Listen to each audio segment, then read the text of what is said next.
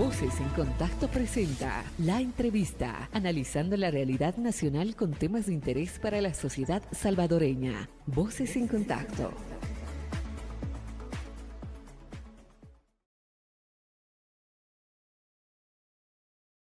Bienvenidas y bienvenidos a Voces en Contacto para este día donde queremos hablar del tema económico, cómo está El Salvador para este 2025 que nos ha dejado el año 2024, cuando estamos hablando sobre economía, minería, que por ahí también decían sobre un desarrollo sostenible, cómo esto se puede manejar, también qué nos espera a nosotros en nuestras comunidades. Gracias a usted que está en la 92.1 FM y la 106.1 FM en el Bajo Lempa.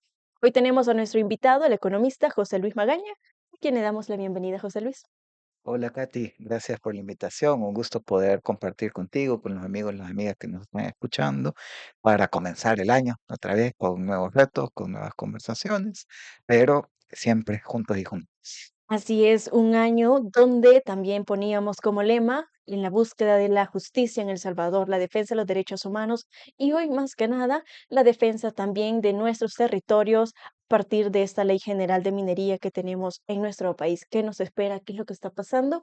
Esos son temas de conversación que usted tiene que estar muy pendiente para conocer la realidad de nuestro país. Pero hablemos sobre esta economía, José Luis. ¿Cómo se ha venido manejando durante este año 2024? ¿Qué nos ha dejado para ir iniciando este año 2025? Y como dicen por ahí que nosotros lo hacemos entre bromas también, que este enero es de 40 días, porque no sabemos en qué momento se nos paga y cómo está nuestra economía también familiar. Bueno, quizás porque siempre nos dicen los economistas que hablan solo cosas malas y no sé qué. Eh, a ver, de las cosas que podemos más o menos destacar es que 2024 finalmente representó un freno a la alta inflación que veníamos arrastrando desde ya hace algunos años. Eh, Eso no quiere decir que han bajado los precios, pero por lo menos no están creciendo tan rápido como eh, habían estado creciendo en años anteriores. Eso ya lo habíamos dicho, de hecho aquí en este mismo espacio lo dijimos en enero del 2024, que las previsiones de la CEPAL, el CEPAL es este organismo internacional que hace mediciones económicas, ya nos decía un poco eso. Y es que si vamos a revisar los precios internacionales de los alimentos, hay un indicador que es el índice de precios del FAO, nos muestra cómo desde febrero de, no, perdón, de marzo de 2022, y febrero de 2024, los precios internacionales de los alimentos han venido a la baja, ¿sí? Entonces, hoy ya en noviembre hemos comenzado más o menos a experimentar eso en el país, ¿no? Como ya se ha moderado el incremento de los precios. Eh, Eso de entrada, vea, por lo Un menos alivio. algo que nos permita respirar un poquito, y parece que por lo menos 2025, eh, de entrada no se espera que se regresen a estas olas tan drásticas como las que hubieron en años anteriores. De nuevo, esto manteniendo las previsiones que nada ocurra, ¿verdad? Nada fuera de la normalidad. Tampoco es que aquí somos brujos y estamos viendo el futuro, pero con los indicadores que tenemos disponibles a la mano, parecería que 2025 va a ser un año relativamente eh, moderado, por lo menos en términos de precios. Tal vez, y esta es una alerta que nos daba un estudio de la UCA de finales del año pasado, en términos de granos básicos, las lluvias que hubieron las últimas lluvias de la temporada del año pasado afectaron bastante la cosecha y eso sí puede que en el mercado, por lo menos en este primer trimestre, genere algún tipo de escasez, pero habrá que ver, ¿no? Entonces eso para estar preparados y preparadas, que esa era una parte que nos daba la UCA. Entonces, de nuevo, lo de los precios me parece, de nuevo, lo digo vinculándolo a esa tendencia de los precios internacionales de alimentos, pero por supuesto que de repente sabemos la vulnerabilidad que tenemos como país, nos cae una tormenta, ¿verdad? Entonces siempre hay que estar preparados ante lo que pueda. Así es, hemos estado también nosotros mismos en este espacio y en lo que tenemos de ARPA denunciando, ¿verdad? Lo que ha estado pasando o lo que pasó durante este año 2024 con el tema de las tormentas, las pérdidas que hubo para nuestros productores locales y productoras. Entonces, también esto que genera para las comunidades, José Luis, estamos viendo un impacto también que es negativo para esas familias que están sacando esta agricultura, esa ganancia, ¿verdad? Que ellos preveían para ese 2025, pero que ahora no cuentan con ella. Entonces, ¿cómo se resuelven estos problemas al final? Fíjate que el cambio climático es cruel esta cosa, y no solo es cruel, es injusta, porque los beneficios de todo esto muchas veces ni siquiera están en el país, pues, ¿verdad? Muchas veces los beneficios eh, de todas esas actividades económicas contaminantes, eh, pues los beneficios no están en las comunidades, los beneficios no están en la gente, los beneficios se los quedan el 10% de la población más rica, no solo del país, sino del mundo. Hay un estudio de Oxfam del año 2019 donde justamente lo que hacen es una comparación de los hábitos de consumo dependiendo de tu nivel de ingresos.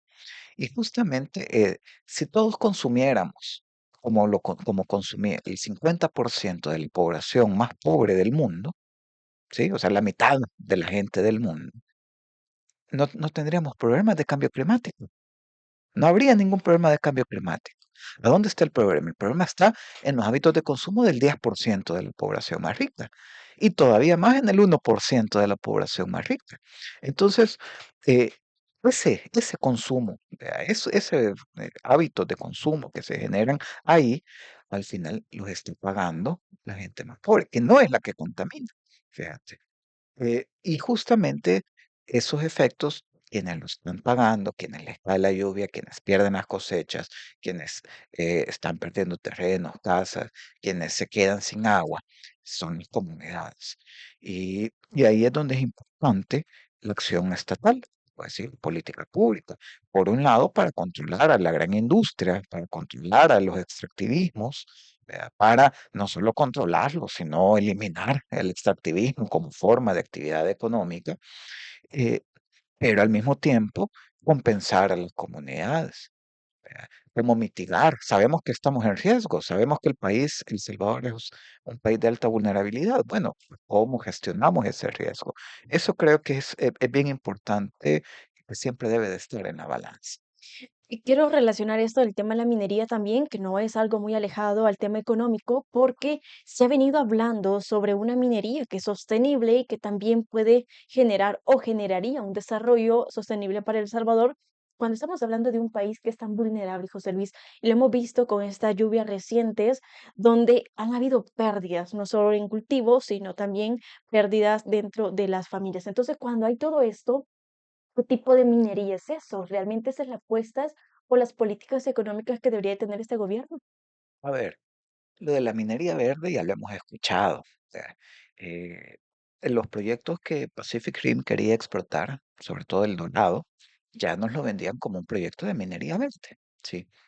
Pero uno puede ir a revisar, porque es que vos sos experto en minería, uno no tiene que ser experto en minería, pero sí puede irse a leer los estudios de quienes sí son expertos en minería.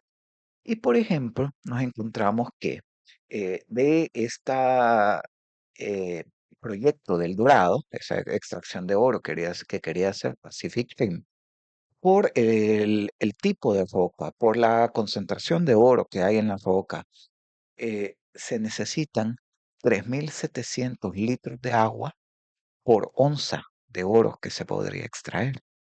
O sea, solo dimensionemos 3.700 litros. ¿Ves?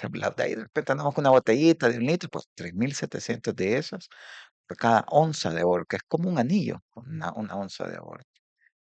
Y si lo ponemos como más en perspectiva, lo que ese proyecto, una mina, que ya se decía que era minería verde, necesita para operar es el equivalente de agua de 1.320 familias. O sea, para que un solo proyecto minero pueda operar en El Salvador, necesita usar el agua que usarían 1.320 hogares salvadoreños. ¿Sí? 1.320 hogares de 4 personas, ¿verdad? Papá, mamá, ¿no?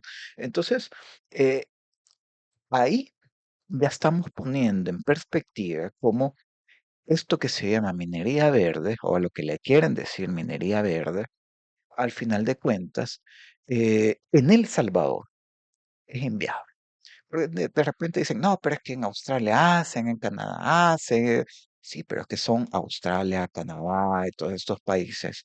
Son países con una extensión territorial más grande, que por lo tanto pueden hacer proyectos de extracción de oro en territorios sumamente alejados, ¿verdad?, de las comunidades y bueno, y aún así todavía pasan accidentes, le dicen, ¿verdad? Por ejemplo, el año pasado en Canadá hubo uno de los principales desastres de derrame de cianuro.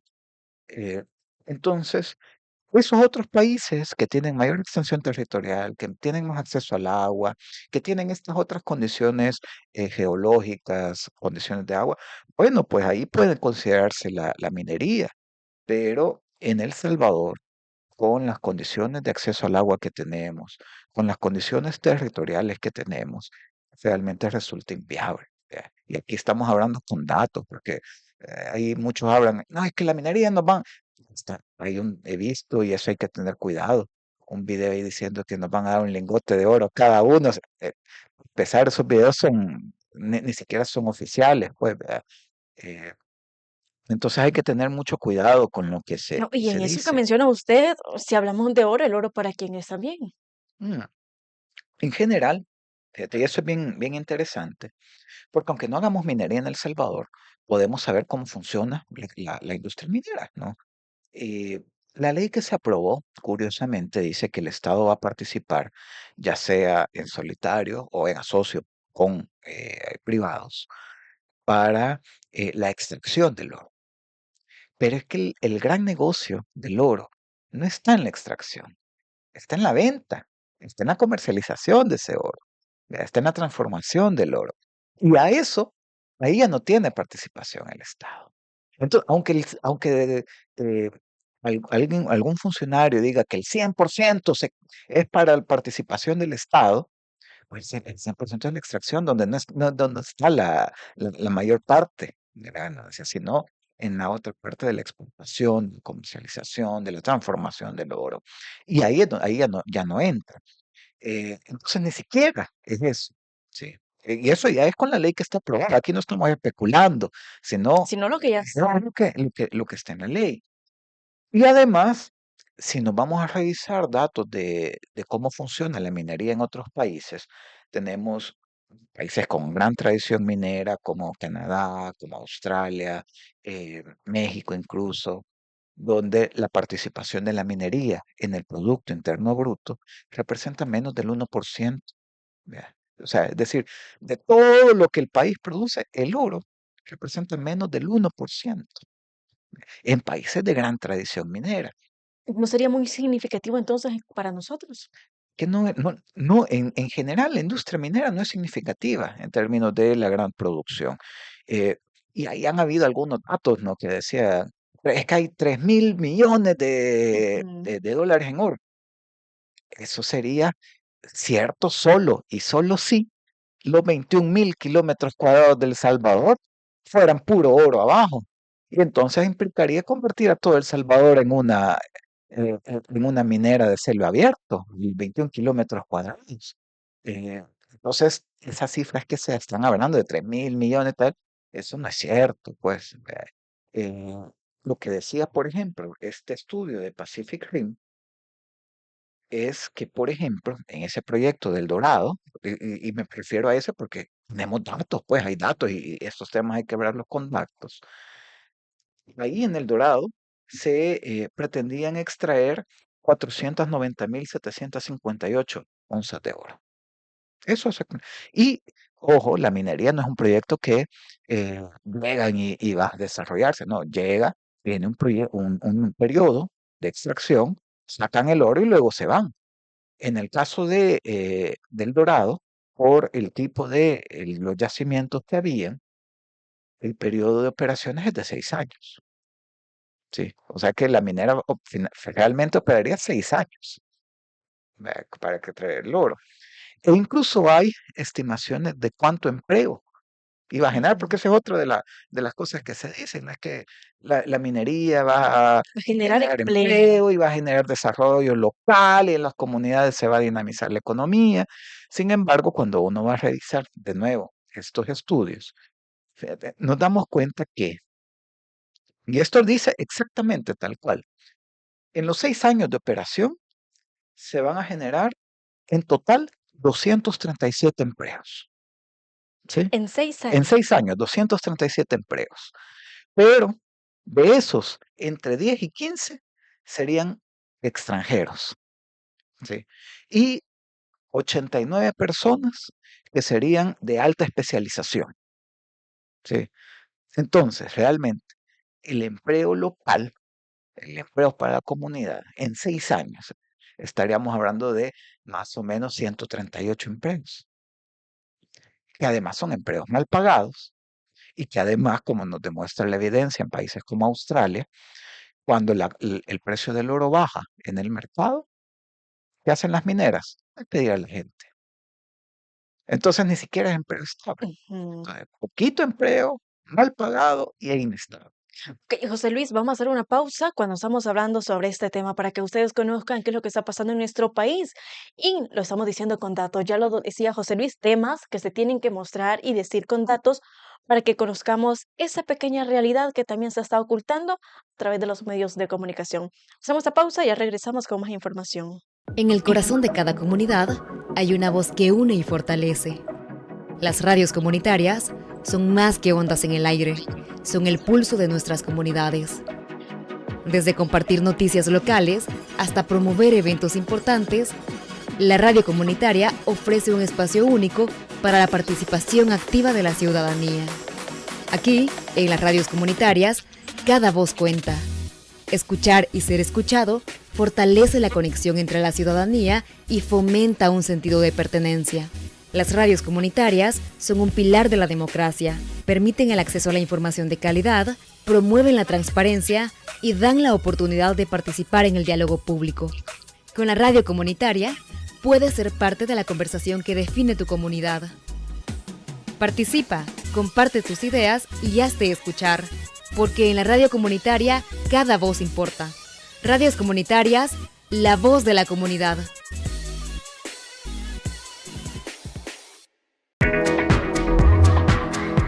Hola, te queremos contar cuál es la importancia de las radios comunitarias y su papel fundamental en la libertad de expresión. Las radios comunitarias son mucho más que estaciones de radio. Son un pilar de nuestras comunidades, donde cada voz cuenta y cada opinión importa. En las radios comunitarias, la libertad de expresión florece. Se promueven debates abiertos, se comparten historias locales y se da visibilidad a temas que a menudo no tienen espacio en los medios tradicionales. Las radios comunitarias permiten que las comunidades se conecten, se informen y se empoderen. A través de ellas, la gente puede participar y expresar sus preocupaciones libremente. Al apoyar las radios comunitarias, estás defendiendo la libertad de expresión, estás garantizando que cada voz tenga un espacio y que cada historia pueda ser escuchada. Así que, la próxima vez que escuches o veas contenidos de los medios comunitarios, recuerda que es para apoyar tus derechos fundamentales. Tu voz y la de tu comunidad merecen ser escuchadas. Radios comunitarias, la voz de la comunidad.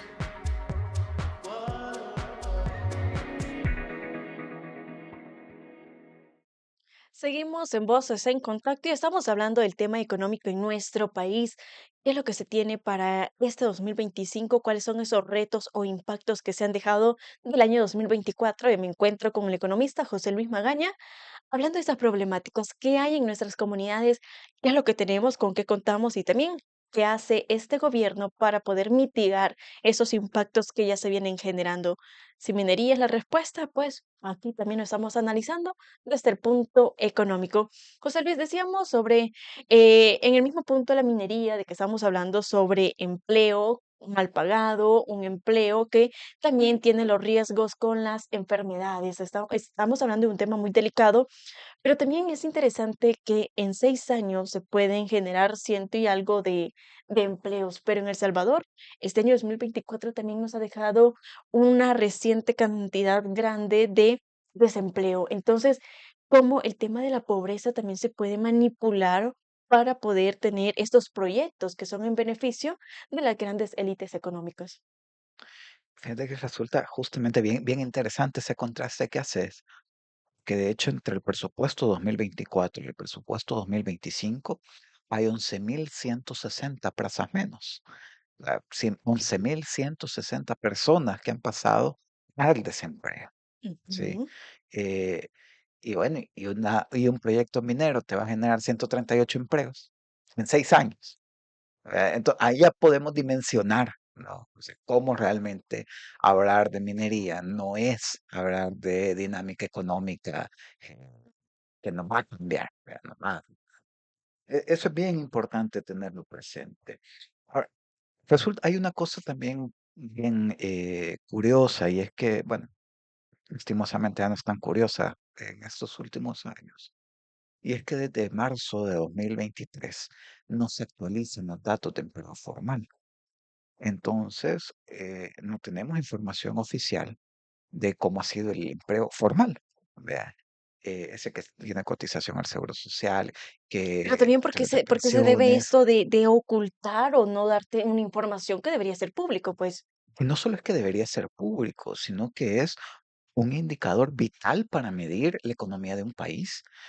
Si uno se va a revisar, casi siempre hay muchos funcionarios que les gusta compararse con países como Estados Unidos, bueno, el principal indicador que todos los meses están hablando es el empleo, ¿no? ¿Cómo se ha movido el empleo este mes? ¿Por qué? Porque eso nos da un indicador de cómo va a estar el consumo ese mes. Y eso nos va a dar un indicador de cómo va a ser la producción, ¿verdad? Porque si se consume, se produce, y si se produce, se genera crecimiento económico. Entonces, un indicador de empleo es un indicador fundamental para poder medir el crecimiento económico. Pero si esos datos no se están publicando, pues entonces es como que tengas a un paciente en una sala de un hospital y no estés viendo el monitoreo, el pip, pip, pip de las ¿Cómo vas a poder intervenir a ese paciente si no sabes cómo se están moviendo sus signos vitales? entonces, ¿por qué cree usted que se está dando todo esto de no tener como ese control para que usted como economista y otros economistas también puedan analizar esa situación que tenemos? ¿Cómo se logra tener estos datos o por qué el mismo gobierno está tratando de querernos ocultar una información que debe ser para todas, pues, de conocer qué es lo que pasa? Bueno, ¿Tan mal estamos en El Salvador? la respuesta oficial, porque yo siempre se los estoy pidiendo, estoy haciendo la solicitud de acceso a la información. Y la respuesta oficial hasta el momento que me han dado es que está en un proceso de depuración de los datos y que todavía no están disponibles y todavía no tienen fecha de finalización. Ojalá algún día terminen ese proceso de depuración y ¿Y eso podamos desde revisar cuándo los hacen eso? datos. Alrededor de la primera vez que me respondieron eso fue cerca de junio del año pasado. Sí, ya que ya llevaban un año de depuración de datos, han pasado otro par de meses. A ver qué tal. Lo que sí, como científicos sociales hacemos, porque no podemos seguir ciegas, es utilizar fuentes alternativas de datos.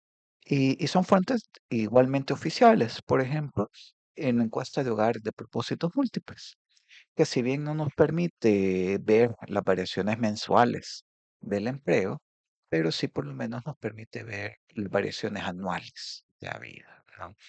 Eh, y cuando vamos a revisar la encuesta de hogares de propósitos múltiples, vemos algunos datos interesantes. Por ejemplo, y esto, pues sí, lo sabemos, lo sentimos, lo vemos, lo vivimos, pero me parece muy chocante cuando lo vemos con los datos, es que alrededor del 25% de los hombres, uno de cada 4 hombres en edad de trabajar, tienen acceso a un empleo formal. Uno de cada Uno 4. de cada 4 hombres en edad de trabajar tienen Ujú. acceso a empleo formal. pero solo una de cada 7 mujeres tienen acceso a un empleo formal. O sea, en un grupo de 7 mujeres, en promedio, una va a tener empleo formal. Sí. ¿Y qué pasa con las otras 6? Pues, o sea, entonces esa diferencia se ve muy marcada. Eh, y no solo eso, luego, y esto pues sí, lo sabemos, el 50% de los hombres están en el sector informal o tienen sus ingresos trabajando en el sector informal. Sí, la mitad de los hombres en edad de trabajar. Eh, entonces ahí ya tenemos el 75% de los hombres. El 25% está en el empleo formal, el 51% está en el empleo informal, trabajos informales. Entonces, el 75% tiene alguna fuente de ingresos a través del empleo. En el caso de las mujeres, decíamos solo el 17%, una de cada 7 mujeres tienen empleo formal, acceso a empleo formal, y solo 34% en el sector informal, ¿sí? O sea, fíjate ahí, estamos hablando de todavía un poquito menos de la mitad. Ujú. ¿Y qué pasa?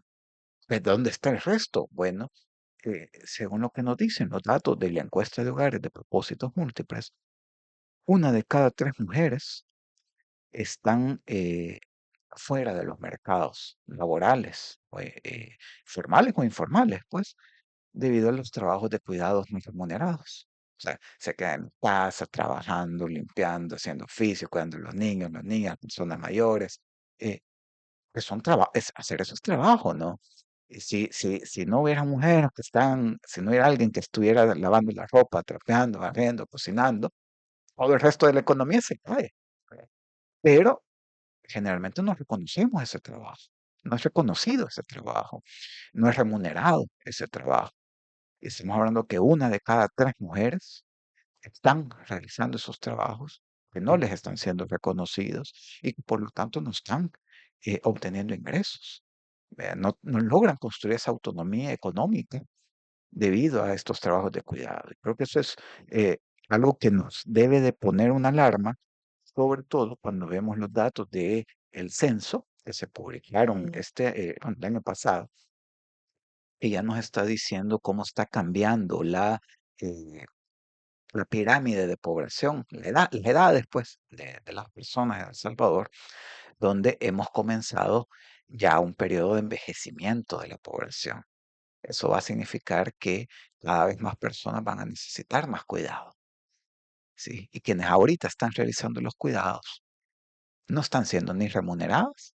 Entonces van a llegar a edad de donde ellas van a necesitar cuidado y no hay sistemas de cuidado que puedan atender a esa necesidad que se nos viene ya.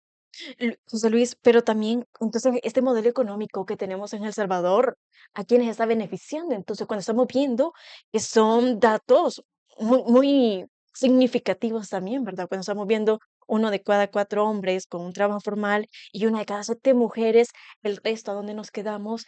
Entonces, esos impactos que esto genera, ¿a quiénes viene a afectar entonces? Aquí es bien importante reconocer que en economía al final todo es una misma moneda, pues la misma moneda con dos caras.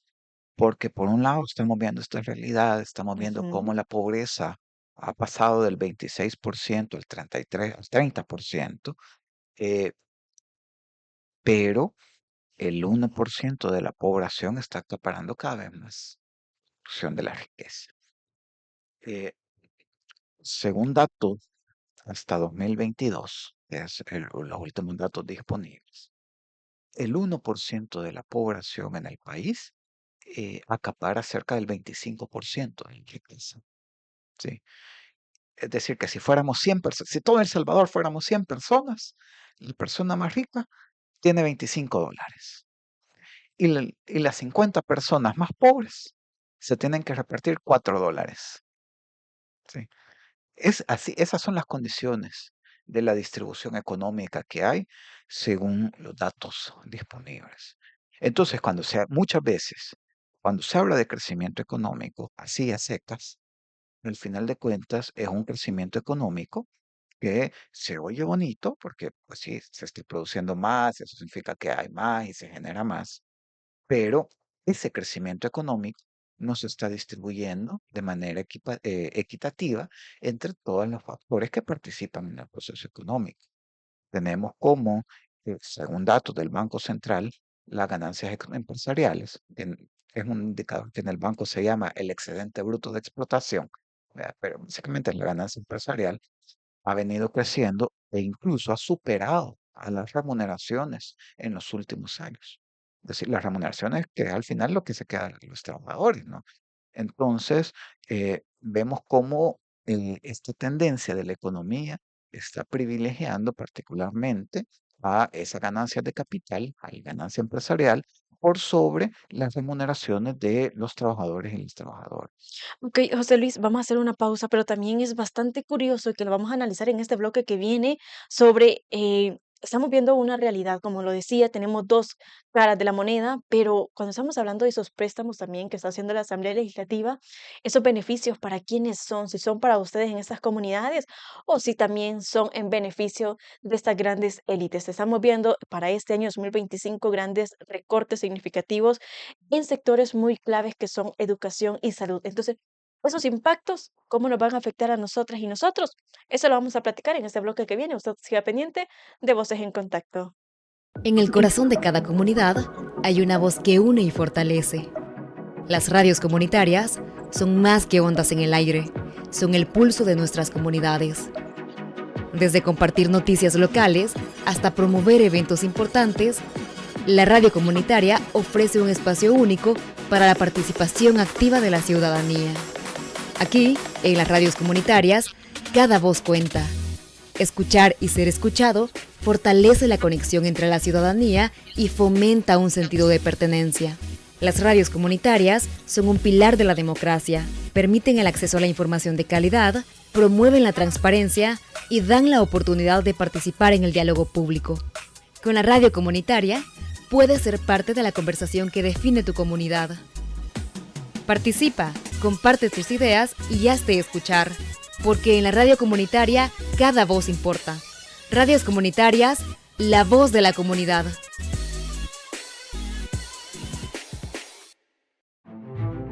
Hoy te contaremos cómo las radios comunitarias impulsan el desarrollo de nuestras comunidades. Las radios comunitarias son una plataforma vital para emprendimientos locales, ya sea de juventudes o mujeres. Ofrecen visibilidad y apoyo para que estas iniciativas puedan crecer y prosperar. Las radios comunitarias también dinamizan la economía, promoviendo eventos y ferias, fomentando el comercio local y creando oportunidades para que los negocios crezcan. Además, juegan un papel crucial en la educación. A través de campañas informativas y programas educativos, brindan conocimientos sobre salud, medio ambiente, equidad de género, organización social y derechos humanos. Los medios comunitarios son escuelas de la vida, donde niñas, niños y juventudes aprenden sobre medios y comunicación y adquieren habilidades que les servirán toda la vida. Las radios comunitarias colaboran para resolver los problemas que se viven en las comunidades, como falta de agua potable, mal estado de las calles, problemas de recolección de basura, falta de medicamentos en las unidades de salud y otros, para buscar mejorar la calidad de vida de todas y todos. La próxima vez que escuches o veas contenido de los medios comunitarios, recuerda que es para apoyar el crecimiento y desarrollo de tu comunidad. Radios comunitarias, la voz de la comunidad. Seguimos con Voces en Contacto y estamos hablando de esos impactos que se tiene con la economía en nuestro país, qué es lo que tenemos que hacer nosotros desde nuestras comunidades, desde lo que conocemos, pues el economista José Luis Magaña nos está ampliando esta información. También esos graves problemas que tenemos que hasta la fecha no se ven como respuestas o algunos resultados que deberíamos de tener. ¿Qué es lo que está pasando, José Luis, con este presupuesto 2025 que hemos venido analizando también durante el año 2024? Con recortes en salud, educación, que son como los sectores más claves en este país. Cuando estamos hablando de una minería también, que lo que va a provocar es enfermedades, cómo nos va a responder el sistema de salud. Entonces, económicamente, ¿qué es lo que vamos buscando nosotros como país? ¿Cómo se están implementando también estas políticas que tenemos en este momento? Yo creo que esa es una pregunta bien importante la que has hecho. O sea, ¿hacia dónde vamos como país? ¿Y hacia dónde queremos ir como país? Y es que cuando hablamos de los presupuestos públicos, cuando hablamos de los fondos públicos, cuando hablamos de todo ese dinero que maneja el Estado, no solo es dinero, pues, vean, no solo son números, no solo son Mm. gráficas, sino todo lo que se hace con ese dinero eh, implica ir construyendo un país. Y ahí es donde tenemos que preguntarnos cuál es el país que queremos, cuál es el país que soñamos construir, hacia dónde queremos ir.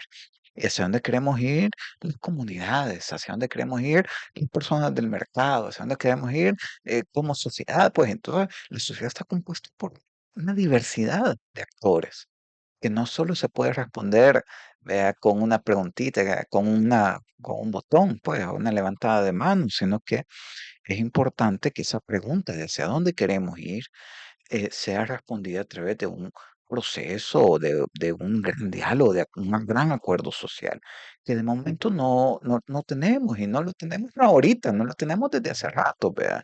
Eh, Porque al final de cuentas ahí es donde marca la ruta de que un gobierno, sea de un color, del otro, tenga que seguir esa ruta, porque esa es la ruta que se acordó como sociedad, vea, en el mediano, largo plazo. Y eso es bien importante que lo podamos ir construyendo.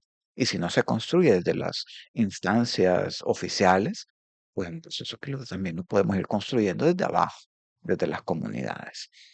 Ahora, ¿qué nos dicen los presupuestos? Bueno, en el presupuesto de educación y en el de salud en particular, que son dos áreas muy sensibles, el 2025 tiene recortes de 30 millones para uno y de 90 millones de dólares para el otro, donde no solo implica recortes en dólares, en dinero, sino además recortes en términos de personal. Han habido recortes de cerca de 3.000 personas en el del sector de salud, eh, también recortes en educación, donde al final implica limitar, ¿no?, el acceso a la población. Cuando hablamos en particular del gasto público en educación, del gasto público en salud, estamos hablando de la capacidad de acceso que tiene la gente a derechos básicos, ¿verdad? Ahora, por el otro lado, se ha aumentado en la Secretaría de Prensa de la Presidencia, se ha aumentado en la Secretaría de Comunicaciones de la Presidencia, que yo no entiendo por qué se han creado esas dos, o sea, si lo mismo hacen, si estamos en una política de austeridad, ¿no? Como han dicho, pues ¿para qué tener dos oficinas en la presidencia que están haciendo el mismo trabajo, ¿no? Comunicaciones y prensa, podría ser una sola y no ocupar los 8 millones que está ocupando ahorita, ¿no? Entonces, contrasta que se le quita educación, se le quita salud, despiden a profesores, despiden a maestros, pero aumenta Secretaría de Prensa, aumenta la Secretaría de Comunicaciones, aumentan camarógrafos. Entonces, ahí podemos ver cuáles son las prioridades, ¿no? Tener médicos, tener médicas, tener docentes o tener camarógrafos. ¿A dónde están las prioridades? Y el presupuesto 2025 claramente nos dice cuáles son esas prioridades, cuáles están siendo las prioridades. Es bastante interesante que nosotros toquemos este tema del presupuesto 2025. Ya lo mencionábamos en espacios anteriores. ¿Qué es lo que se le está apostando a nuestras comunidades, a usted que nos está escuchando en este momento? ¿Cuáles son esos beneficios que hay para usted o para quienes se están dando?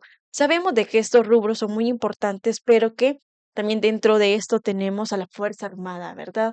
Que tiene un potencial ahora con este presupuesto. Entonces, todos estos impactos que estamos teniendo económicamente, José Luis, eh, ¿qué podemos esperar cuando no tenemos transparencia, cuando no conocemos cómo van los proyectos en El Salvador, cuando no tenemos tampoco certeza ni de cómo está funcionando el Bitcoin por este momento?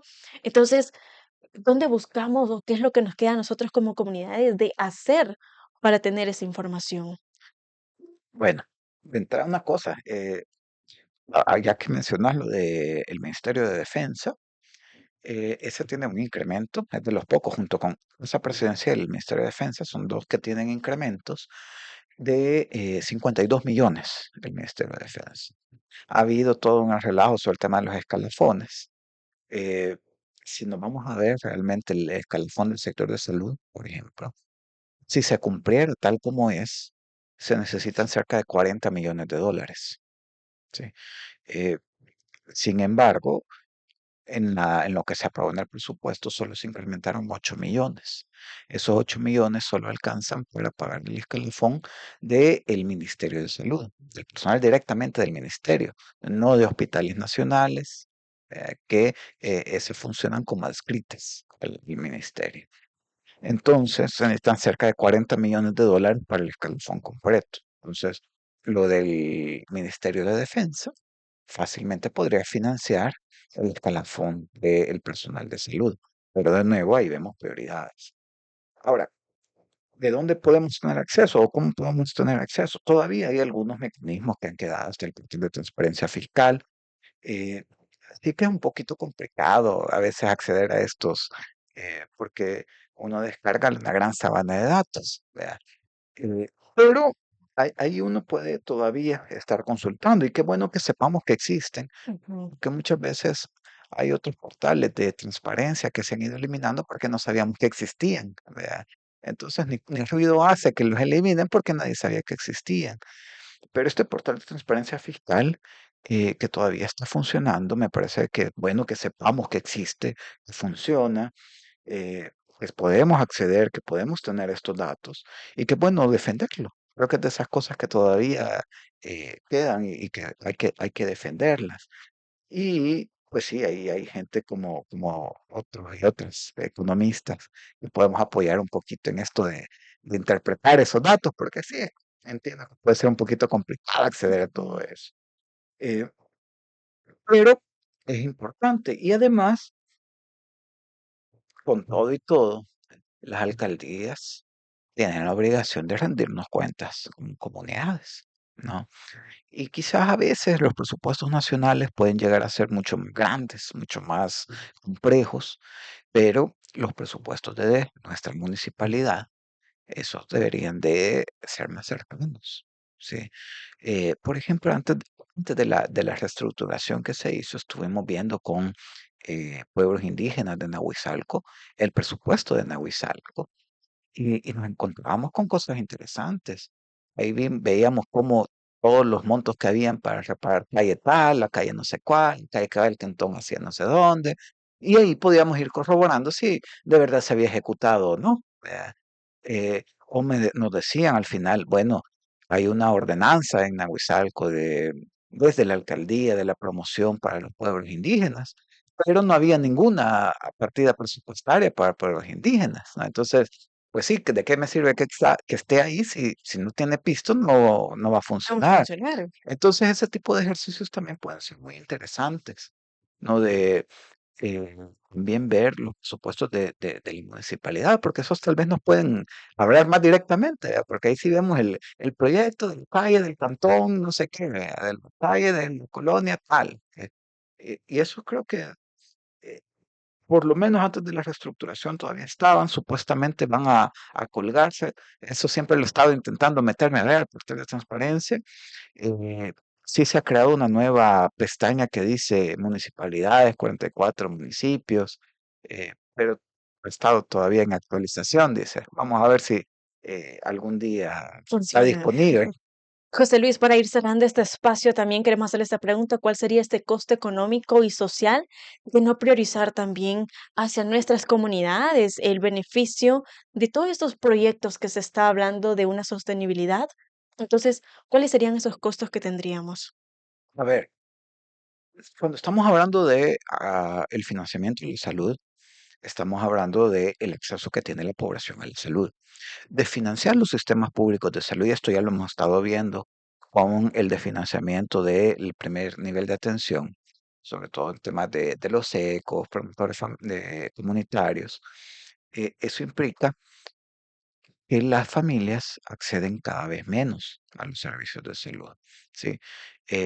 Al final, si se enferman, lo que hacen es buscar la pastilla o anda a comprar, automedicarse, o que pues sí, a veces puede funcionar, pero a veces es necesario ir a pasar consulta, ¿verdad? Y es importante que se tengan los mecanismos necesarios, que el Estado ponga a disposición ese acceso. para que se tenga esos servicios de salud disponibles. Porque, ¿qué pasa? Si el niño o la niña se enferma, ¿quién lo va a llevar a pasar consulta? La mamá o la abuela, generalmente, la tía, la mujer de la casa, son quienes, según lo que nos dicen los datos, son quienes más llevan a los niños y las niñas a pasar consulta. ¿Eso qué significa? Va a ser un día que no va a trabajar, se estaba trabajando. Va a ser un día que se le va a acumular el trabajo. Eh, y entre más lejos esté el servicio de salud, pues más tiempo va a dedicar. Si en vez de tener el promotor de salud ahí en la comunidad, ahora ya no, ya ni siquiera la unidad de salud, sino que tiene que ir al hospital, pues eso es encarecer los costos para acceder al servicio de la salud, ¿sí? Donde puede decir, bueno, es que en el hospital no se paga nada, sí, pero todo lo que se gasta para llegar, eso implica un costo, un bolsillo para los hogares. Y en términos de educación, pues sí, ese no solo tiene un impacto ahora, sino que tiene un impacto después, en el largo plazo. El hecho de que existan límites en el acceso a la educación ahora, pues va a tener ese resabio en los niños, las niñas, en toda su ciclo escolar y luego también cuando vayan a ingresar en el mercado laboral. Ok, José Luis, muchísimas gracias por estar con nosotros en este espacio, iniciando este año 2025 y que en estos próximos meses también lo vamos a tener acá compartiendo más temas de la realidad nacional de nuestro país. No, muchas gracias por la invitación para poder compartir este inicio de año. Y yo sé que a veces hablar de economía siempre es que ustedes son las cosas malas, ¿verdad?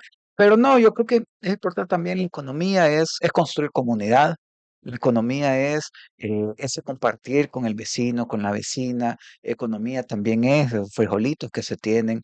Y eso es importante ante todos estos problemas que puedo estar diciendo.